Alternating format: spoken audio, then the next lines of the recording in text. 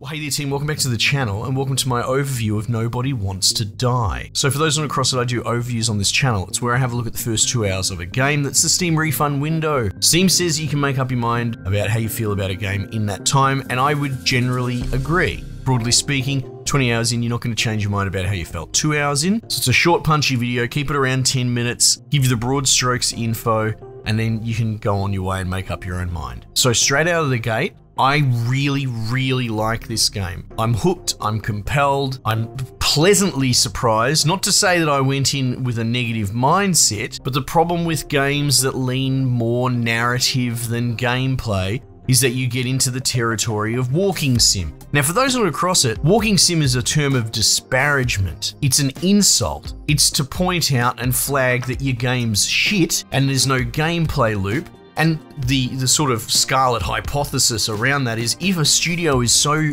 dumb or just has such high ego that they think that their narrative can carry for not having a solid gameplay loop, often that's an indication that they're not smart enough to realize that their narrative's not very good either. Kind of a double whammy. And why, broadly speaking, as a rule, narrative-heavy, gameplay-light games, walking sims as you will, are kind of shit. There are exceptions to the rule. And the exceptions prove that this is a genre that people want to love, myself included. It's just flooded with trash, fanfic crap. So yeah, this definitely sits in the exception.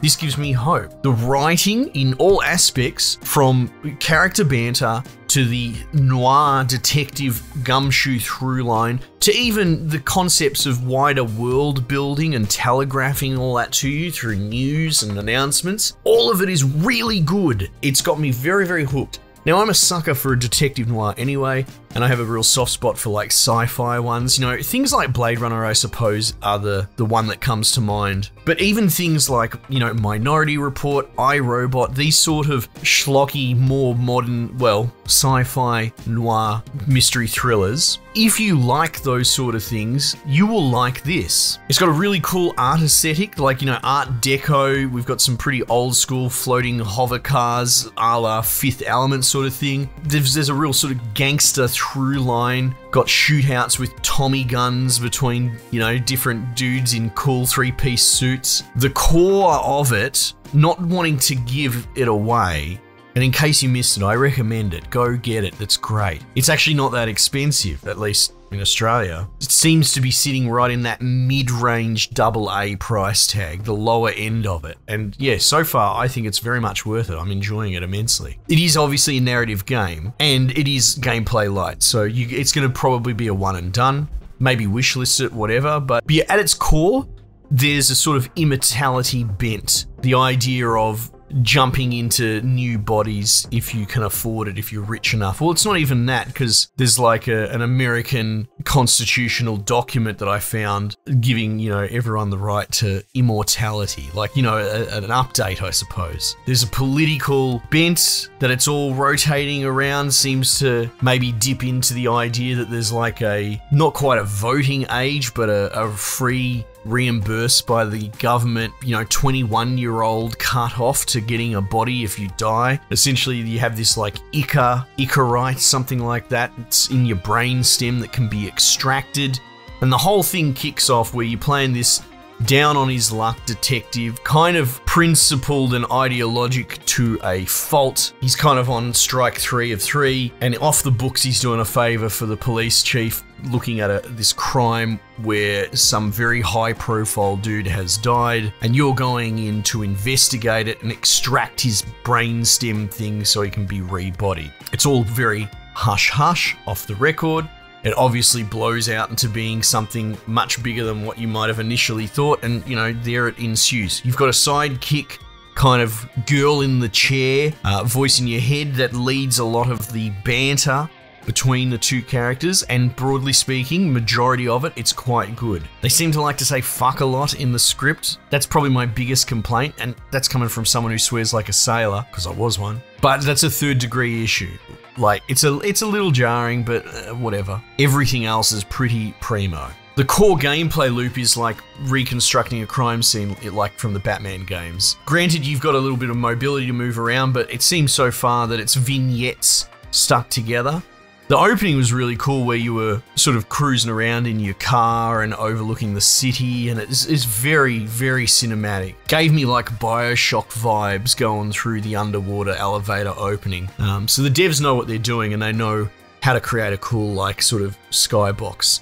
So it pauses for that effect a few times through. But yeah, broadly speaking, you go into a crime scene and you've got some gadgetry, which is kind of just suspension of disbelief levels of acceptance, and the game kind of just straight-faced goes straight past it, and it does very well. Like, you could talk all about how much you have to science and explain how things work, but this game doesn't bother, and it works because it just goes. It's accepted as a truth that you can kind of rewind crime scenes and reconstruct them, and you've got a little wrist thing with a couple little, not quite quick time events, but pulling on triggers. Actually, that's probably worth mentioning as well. You don't want to play this with mouse and keyboard. The controls for that are actually frustratingly terrible. There's only one sensitivity slider, and yet you pick up things and rotate them. And if you turn your sensitivity right down to 0 for mouse look, it becomes reasonable, but then interacting with objects is not. And then once you actually get into the game, you realize, you know, the way that you reconstruct scenes is with left and right trigger, sort of almost Guitar Hero, quick-timey stuff. You scrub and scroll back and forth through the timeline with the triggers, and it's very much analog input, right? So digital WASD and clicks won't really cut it. If you can help it, if you play this on PC, play it on controller, that's where it works. And so like simple things like, I was at a scene and there's a suitcase and it's been shot in a gunfight through the digital lock and it can't be opened, but I've managed to reconstruct the scene, rewind it to an earlier moment like 10 seconds before everything broke out where it's not broken, and then I can open the lock and look at what's inside the briefcase. Does any of this make sense? No, it doesn't. Not when you explain it as a critical look at something in a YouTube format, but in the moment, it works. It's just sci-fi. Stop thinking too hard about it. The point is, and these writers could teach so much to so many other shit writers that we've looked at recently, the point is that the world is constructed in an internally consistent way that it doesn't matter that much. So yeah, you reconstruct back and forth, you do like X-ray vision to look for pipes and retrace. There's a version of the X-ray vision that can retrace bullet trails for ballistic, you know, and then you can reconstruct where the shooter was, that sort of stuff. So it's all very, like I said, you got to take a leap, but it works within its own world framework. It's quite wonderful. You know, without giving the game away, it tricks you into being part of a very thorough, linear detective novel. You feel that your interaction creates agency, right? So yeah, it's a linear story, but you're so involved and curious, it's well written, and all the little knobs and twizzles that you got to do to put it all together as you go keeps you hooked. So yeah, it's an absolute gold star of what these sort of narrative type games could be